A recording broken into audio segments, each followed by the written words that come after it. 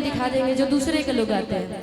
आर्यन, अभी कुछ दिन पहले तुम भी वो गाना गाए थे मंच पे, और पता नहीं लोग बोलने वाले बहुत बोलते हैं, लेकिन इस विवाद के माध्यम से हमारे सुधीर भाई को बड़ा बहुत धन्यवाद कि उनका ये गाना हिट हो चुका है भाई।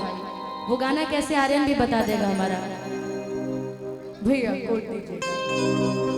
कि हमारे खिलाफ बोला, लेकिन किया ना कि हमारे खिलाफ बोला टाटे के डेट में। इस दुनिया में ना लड़की को दबाने वाले बहुत लोग मिलेंगे, और आप दब के रहिएगा ना तो आपको दबाने वाले लोग और मिलेंगे। और वो आदमी दिन याद कर ले जिस दिन वो सच में असल बाप की पैदाइश होगा ना आर्यन, तो दिन याद करेगा कि उसको मंच पे उठाया किसने था। और कई सारे वीडियो में उसने बोला भी है, लेकिन फिर भी वो गाना मेरे ऊपर बोल रहा है। तो सुधीर भाई को बहुत सारी इस गाने को शुभकामनाएं, जिनका गाना इतना प्यारा है कि हमारे खिलाफ बोले आज के डेट में कि जवाना के लॉन्च हम ही करेंगे मार्केट में, जवाना के लॉन्च हम ही करेंगे मार्केट में। हमारे खिलाफ बोले आज के डेट में, हमारे खिलाफ बोले आज के डेट में। का धान जी रउए के लॉन्च हम तक करेंगे मार्केट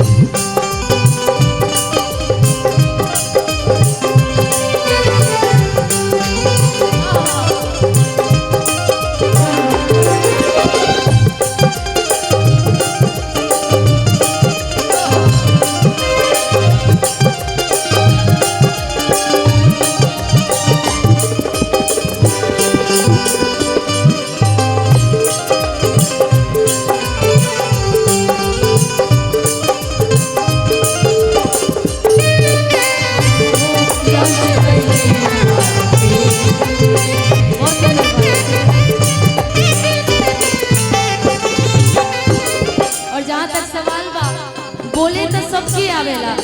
भगवान चार बिता के जीव सबके देले बड़े बोले खातिर, लेकिन पता चलेला मंच से चाहे कहीं से भी बोली लोग के संस्कार दिखा देवेला कि तोर घर में संस्कार का चीज बा।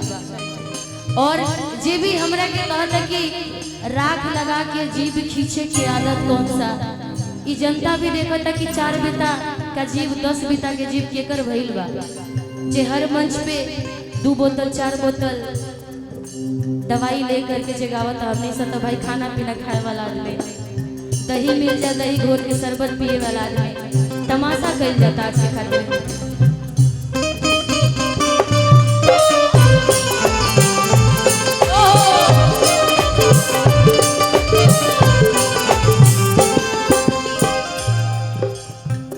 हमरे बनावल गाना तर हमरे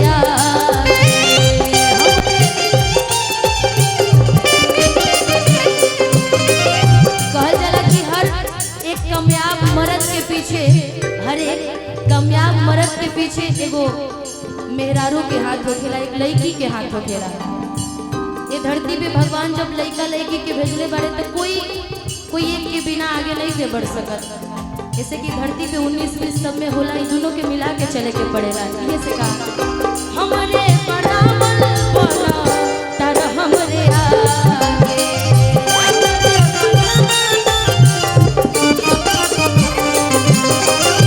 ई लइके जानत लोगवा गोरला के आगे,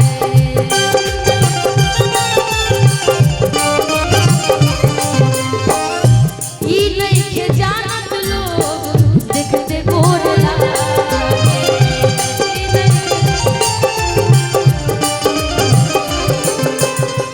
हो के हमर छुरा मरला, हो के हमर छुरा मरला, हमर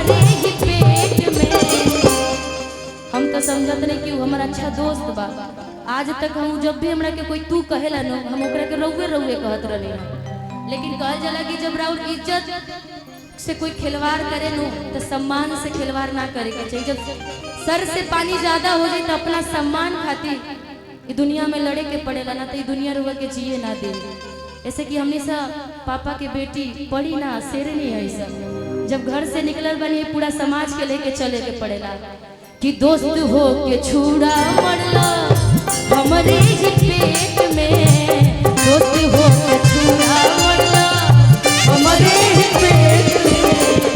जेकरा के लॉन्च हम ही कइनी मार्केट में।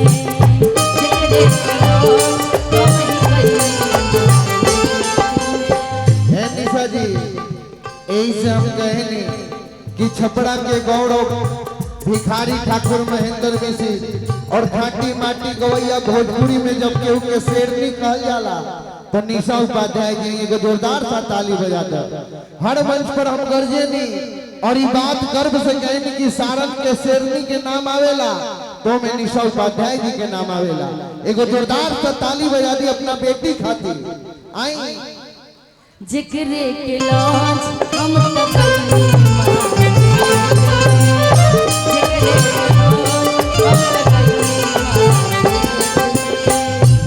तू तो दुनिया के मेला में अकेला हो। ई घमंड मात्र 2 दिन के बाद कहल जाला ना कि जब कोई संघर्ष कैले बिना कुछ मिल जाला ना तो वो भूल जाला कि संघर्ष का चीज होखेला इज्जत और मान सम्मान का चीज होखेला। हई कहल जाला कि मन धन के बढ़ल बहुत जरूरी होखेला लेकिन मन के बढ़ल बिल्कुल ना वही काम है कि तू तो दुनिया के मेला में अकेला हो। आज के कौन खेला हो जाई। तू तो दुनिया के मेला में अकेला हो। आज के कौन खेला हो जाई। मिली ना करैली बुके केला हो। बाबू मिली ना करैली बुके केला हो। आज के कौन खेला हो जाई। दुनिया के मेला में अकेला हो। आज के कौन काहे से ना काहे से कि तोहरा जिंदगी के फील मोड़ाए वाला बा। तोहरा जिंदगी के फील मोड़ाए काहे से कि जे जनता प्यार करेला जे जनता आगे बढ़ावे के चाहला तनी सुमार सरस्वती कहेली कि हम यदि तोरा गला में विराजमान बने त ना है तन तोहर बा ना तोहर है मन तोहर बा आ ना है रतन तोहर बा। ये सब ऊपर वाला के देन बा। यदि तू दिल से मन से तन से माँ सरस्वती के अपना अंदर विराजमान करत रह इज्जत करत रह वो माँ सरस्वती है वो एक औरतें है उनका के तू अनादर करब त कहीं के ना रहब काहे से कि सही तहरा जिंदगी के फील मोड़ाए वाला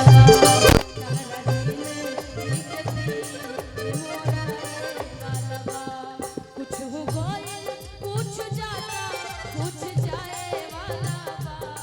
कुछ हो गइल कुछ जाता कुछ जाए वाला बा। अभियो से घमंड छोड़ दो नहीं तो बेवकूफ आदमी। तोहरा जिंदगी के फील मोड़ाए वाला बा। तोहरा जिंदगी के फील जय माता दी वाला बा। तोहरा जिंदगी के फील मोड़ाए वाला बा। कि तोहरा जिंदगी के फील मोड़ाए वाला बा। काहे से कि ये कल सभी को खा जाता है। तो मंचो विवादित हो जाता कि ये कल सभी को खा जाता है। कि ये लेडीज हो या जेंट्स जगत में कि कोई न परमानेंट जगत में कोई न परमानेंट। काहे से कि भोजपुरी में चाहे कहीं भी हिंदी में भी होके एक से एक अच्छा गावे वाला लोग समय खराब भई समय अच्छा भई तो सब आई और सब जाई, तो ई घमंड नहीं के करे कि हम ही अच्छा गाइला और हम ही अजर अमर बने तई ना कि कल सभी को खा जाएगा,